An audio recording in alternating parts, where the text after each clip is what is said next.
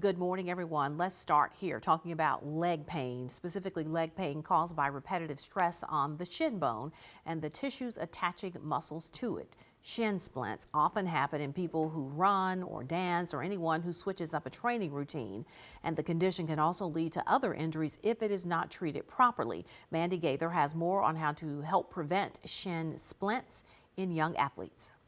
It's a common condition for athletes who overwork their lower legs. Shin splints are painful and need to be treated quickly. You could potentially make it worse by trying to push through it. Dr. Matthew Vosters with Children's Healthcare of Atlanta says shin splints are preventable. If you're returning to a sport after time off or trying to increase the intensity or vary your workout, take it slow. We want to see gradual increases in that activity level, typically on the range of 10 to 15%, just to ensure that you're not pushing that too hard, too fast. Other key prevention steps: strengthening and stretching your legs, running on soft surfaces like a track or trail rather than cement, taking rest days to give your legs a break, and wearing proper footwear, replacing shoes every 350 to 500 miles. The footwear should have padding and good arch support. If you have flat feet, Foster says to make sure you wear insoles. It kind of decreases that impact that eventually drives developing shin splints.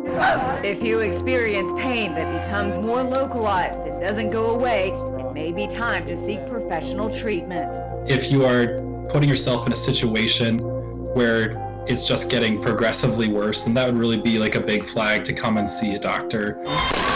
For Health Minute, I'm Mandy Gaither.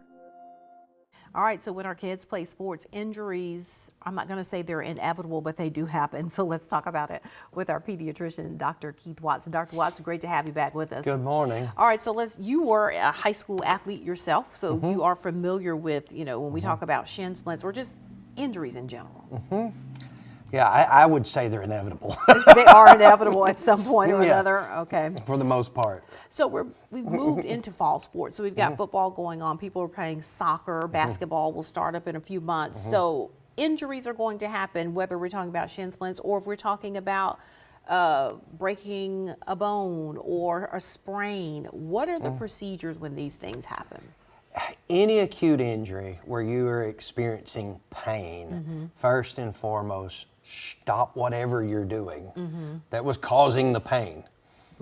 They say when you're in trouble, if you ever find yourself in a hole, stop digging. Yes. Well, in injuries, it's the same thing. If it's hurting, stop whatever it is you're doing. Sit down if you need to, but at the bare minimum, stop and have someone.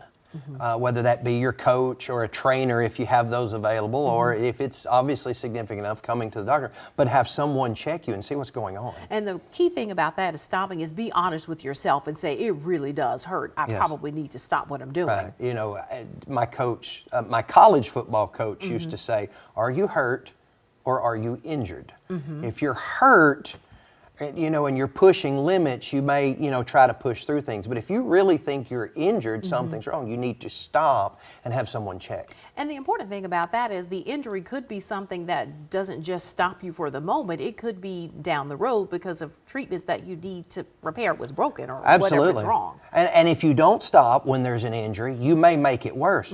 What starts out as something simple where you're out a couple of days become something serious where you're out weeks to months if you don't stop what you're doing and address it. Sometimes kids might have an injury on the field or on the court and they think, oh, it's just a sprain, but it actually ends up being something far worse. How do you know what are the questions that parents or coaches are asking to see what the difference is there? If someone is there to witness what happened, a good eyewitness can tell you a lot about what's going on, the severity of the pain, the ability to, especially if it's an ankle or something where you're running, the ability to stand or put weight on the injury can give you some assessment as to the severity. And if there's any question, just stay off of it.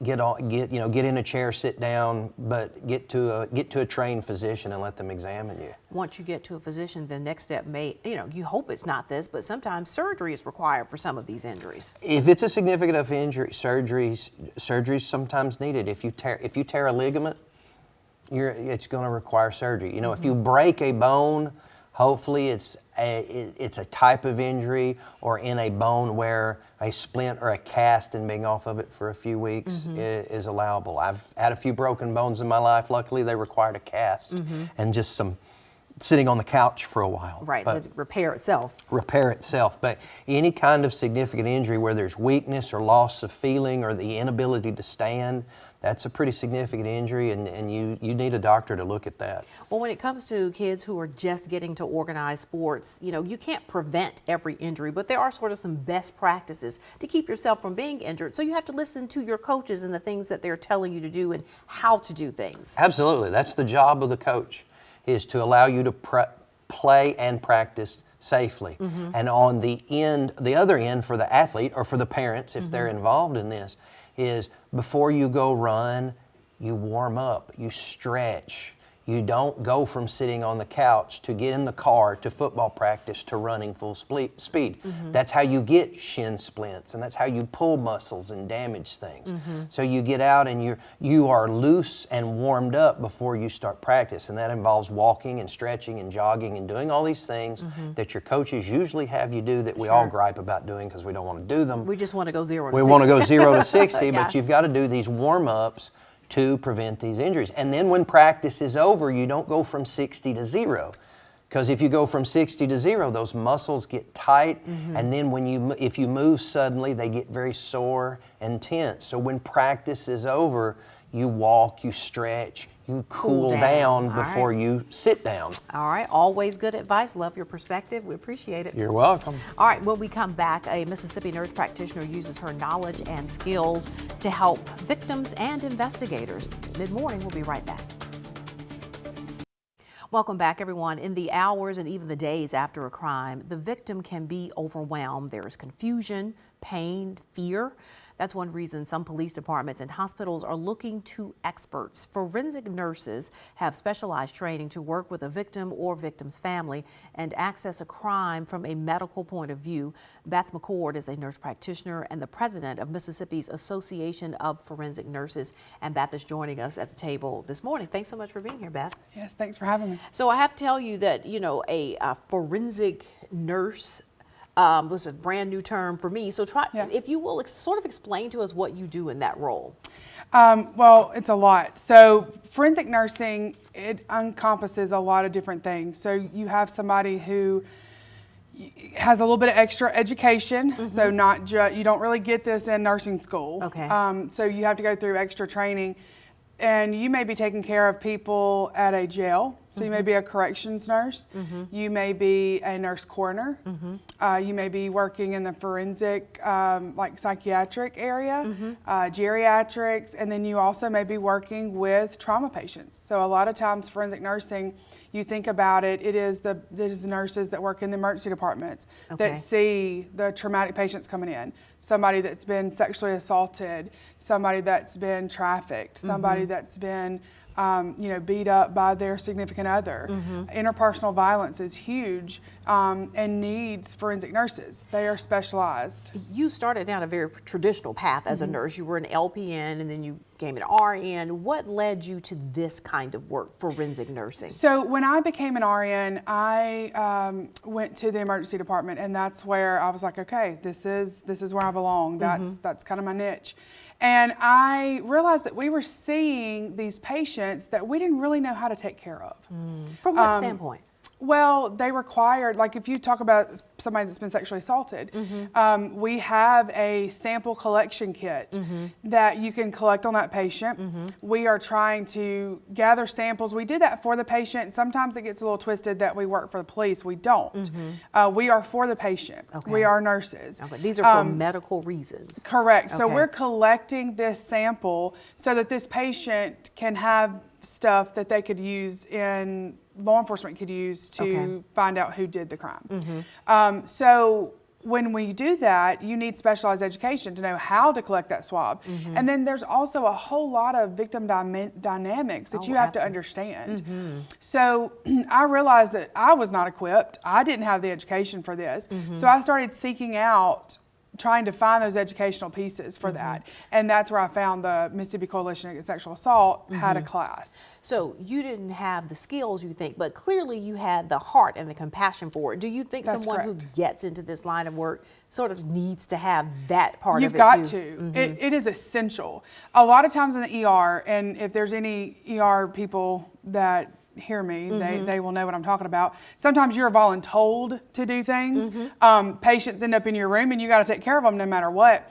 And so when you get a nurse who is voluntold to take care of this patient, they're not always going to, that patient's not always going to get exactly what they need. You have to want to care for these people. This is a very special population that needs a lot of different services that are not just in the hospital.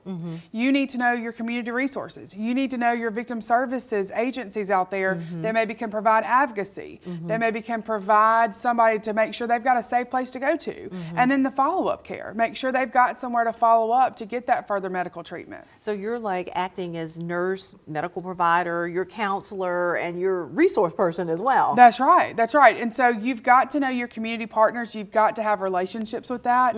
When I first started, it was just me in the ER. I went and got the education, and then now, over 10 years later, I have great relationships with our law enforcement throughout the state, great relationships with other hospitals who are eager, they're seeing these patients, they're eager to provide the care, they just don't know how. Have you seen the work that you've done go on to help victims be successful in, or law enforcement be successful in then tracking down suspects and getting people behind bars that commit these crimes? Yes, we have. So I can talk about it from two different sections. So with the Center for Violence Prevention, that's where I work. We have a human trafficking program, and I have been able to see how law enforcement has kind of changed to be able to talk to victims as not like they're suspects, you know, so you get a different side of that, but also how adding a forensic nurse to that piece, it builds trust with the law enforcement. So victims now, where they used to not trust law enforcement, they trust because they say, hey, I'm going to take you to some people that are going to help you. And then we follow through with that and we ask for nothing in return. And that's huge. A lot of victims, you know, if they are sexually assaulted or they're trafficked, they've been in that interpersonal violent relationship where they are given something, but they have to give something in return. So when we come and we're like, hey, we're just going to take care of you. We just want to provide this service to you, meet that need. I don't want anything in return. That's huge. And then it speaks volumes, and law enforcement can actually do their job. And it really makes these victims feel like they have somebody who is advocating for them, and they're just not going through the red tape of doing what has to be done because a crime has happened. That's right. And we treat them, we empower them, because when you think about interpersonal violence and you think about, you know, sexual assault, rape is not about just a sexual desire. It is about power and control. And so when you think about that, somebody has had all that stripped from them. It's our job to come in, empower them so that they can make their own decisions and they can take back control of their life. So the International Association of Forensic Nurses has a Mississippi chapter, which you serve as president of. Yes. So if there are nurses out there who are listening to you and they're going, wow, this may be something I'm interested in doing, what do they do to get this certification, the skill set here? Right. So through the International Association of Forensic Nursing, there is a didactic course where you can take, there's one for adult, adolescent, and then one for pediatrics. Okay. So there's two different courses you can take that. Through our state, we do have someone through our coalition that goes through and does training. So there's two different ways. They can reach out to me and I can get them set up with whatever is going to be better for them. Okay. So they can do that through the website, Okay. or they can do that through my email, which I can provide to you. All right, you can get it to us. We can get it on our Facebook page or provide it if someone calls and asks. Well, this is important work you're doing for sure. So great to learn more about it and to know that it's available for people out there who are in these really traumatic situations. So thanks so much for coming. Thank you. We appreciate it. Thank Beth. you. All right. All right, coming up, the story of how one man launched a career in space. Good morning. We'll be right back. Welcome back. Jose Hernandez blasted into space aboard the Space Shuttle Discovery in 2009. His life story is now the inspiration behind the new film, A Million Miles Away. He follows his journey from a migrant farm worker to astronaut. For Hispanic Heritage Month, Danya Bacchus talked to Hernandez about his inspiring story. Jose Hernandez always dreamed of being among the stars, but he never imagined he would become one. I wanted to be an astronaut for selfish reasons. I wanted to go up in space and float in space and do what astronauts do up in space. Never did I think I would have a movie done of me. The Stockton, California native's life story is the subject of the movie A Million Miles Away. I want to be an astronaut. The film follows him on a decades-long journey from a village in Michoacan, Mexico, to farm worker in California, to 200 miles above the Earth as an astronaut in the International Space Station. He says the dream didn't come without obstacles. I realized that I had to work, 1.6, 1.7 times as hard to get the same recognition, and you could either do one thing. You could put a chip on your shoulder and complain about it, or you can just work 1.6, 1.7 as hard and keep moving forward, and that's what I chose to do. He also didn't do it alone. The film highlights the sacrifices made by his parents, wife, and family to make sure his goal was accomplished, even after years of rejection. Movie star Michael Pena plays Hernandez in the film that is directed by Alejandro Marquez Abella. Community, you have to work together in order to achieve anything. It's not an individual's success. Hernandez hopes his story of being the first migrant farm worker in space breaks down barriers. Hey, if he did this, why can't I reach my own dream? And so it kind of gives an empowering effect. And he wants all to know the sky's the limit. Danya Backus, CBS News, Los Angeles. Well, working parents know it can be hard to take time off after having a baby. The U.S. has no national paid leave policy, and that can be especially hard on America's teachers. Many are forced to plan births over the summer or go back to work before they're ready. Nancy Cortez looks at an effort to change that. Can I have a kiss? Katie McNally has been an elementary school teacher for 12 years. But when it came time to have her own children, she realized she had a math problem. How am I going to afford to go on leave? Only 9 states and the District of Columbia currently guarantee some paid parental leave for public school teachers.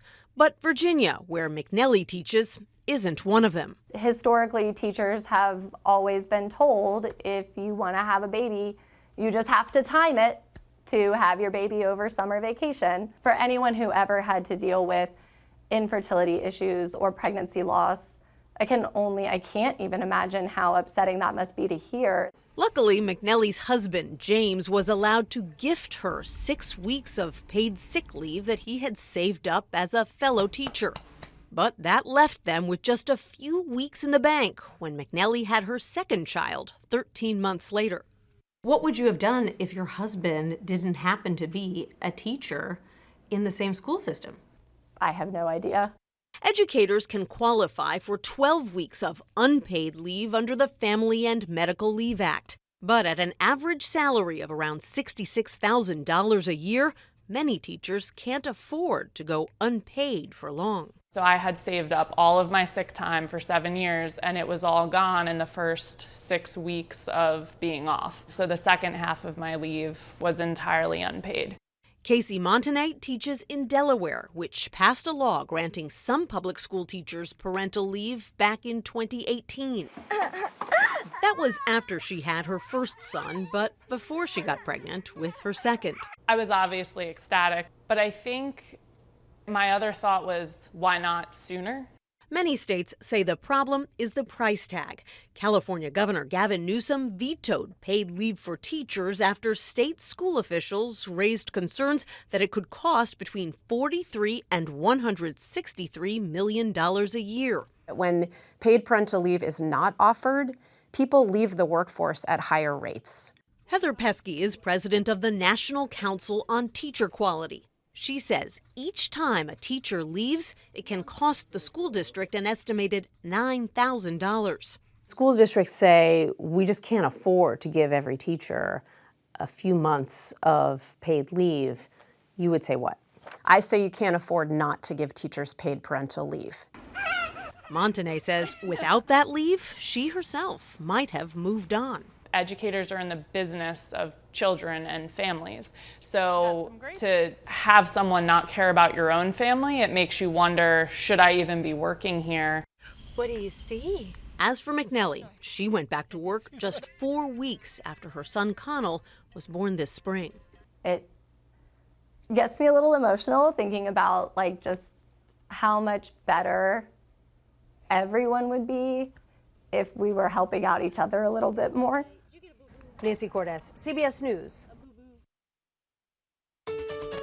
All right, if you think bears like honey, just imagine how they feel about donuts. Visitors ahead on Mid-Morning. All right, we're back. From sneaking donuts from a Krispy Kreme in Alaska to climbing trees at the Walt Disney World Resort in Orlando, bears are on the move. A black bear was spotted up a tree in Magic Kingdom, so some areas of the park were closed until Florida wildlife experts could get there to relocate the bear.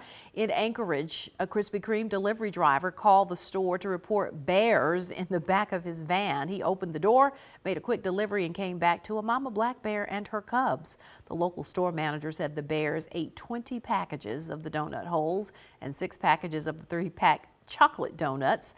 The driver and store manager said the family finally headed out, and from now on they will make sure that, well, they close the back doors of the van.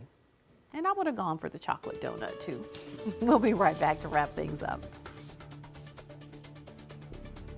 All right, be sure you stay connected with us. We'll see you back here next time. Have a great day.